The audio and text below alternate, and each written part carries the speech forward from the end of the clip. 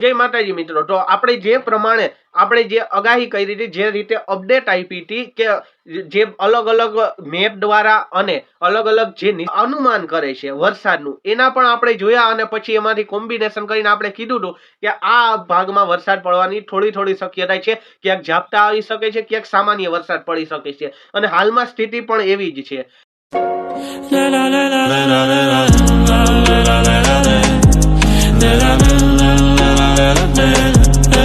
તો હવે આપણું ઈ જ મકસદ છે કે વાવણી લાયક વરસાદ ક્યારે થશે અને સર્વત્ર સૌરાષ્ટ્રમાં વરસાદ ક્યારે થશે, જેમ કે અરવલ્લી, ભાવનગર અને આ જે બધા વિસ્તાર છે એમાં વાવણીથી પણ વધારે લાયક અહીંયા વરસાદ પડ્યો અને સૌરાષ્ટ્રમાં ક્યારે પડશે। તો સૌરાષ્ટ્રમાં 21 થી લઈ અને 25 તારીખની વચ્ચે વાવણી લાયક વરસાદ થઈ જશે। અત્યારે 2-3 દિવસ આ ઝાપટાની પ્રોસેસ ચાલુ રહેશે અને પછી બંગાળની ખાડીમાં જ્યારે લો પ્રેશર થશે કે પશ્ચિમ બંગાળની ખાડીમાં જ્યારે લો પ્રેશર થાય છે તેમાંથી 3માંથી 2 વરસાદ સૌરાષ્ટ્રમાં પડે છે, એની ડાયરેક્ટ અસર અરબ સાગરમાં પડે અને અહીંયાથી સૌરાષ્ટ્રમાં આવે છે। અને આપણે 3 વર્ષથી આ એનાલિસ કર્યું છે અને એ 3માં જ્યારે બંગાળની ખાડીમાં લો પ્રેશર થાય છે ત્યારે સૌરાષ્ટ્રમાં વધારે પડતો વરસાદ જોવા મળે છે અને આ જ સ્થિતિ 21 થી 25 ની વચ્ચે થવાની છે અને વાવણી લાયક સારામાં સારો વરસાદ સૌરાષ્ટ્રમાં વરસાદ પડશે। અને નિવેદન જોઈએ તો અંબાલાલ પટેલનું કંઈક આ પ્રકારનું નિવેદન છે,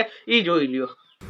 તારીખ 17 થી 20માં આજકાલના પવન સાથે સાથે અરબ સાગરમાં લો પ્રેશર બનશે, બંગાળ ઉપસાગરમાં લો પ્રેશર બનશે, 20મી જૂનથી ડીપ ડિપ્રેશન બનશે।